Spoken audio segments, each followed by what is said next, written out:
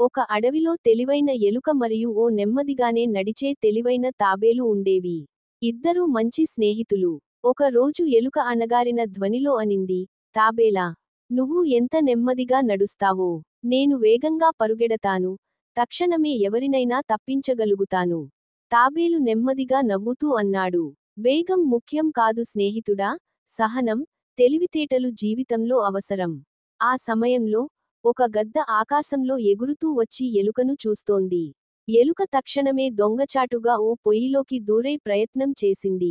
కానీ గద్ద ఆమెను చూసేసింది. ఆపదలో ఎలుకను రక్షించేందుకు తాబేలు వెంటనే తన కొమ్ము క్రింద ఎలుకను దాచేశాడు. గద్ద వాటిని చూసుకోలేకపోయింది. ఎలుక ప్రాణాలతో బయటపడింది. ధన్యవాదాలు తాబేలా, అంది ఎలుక.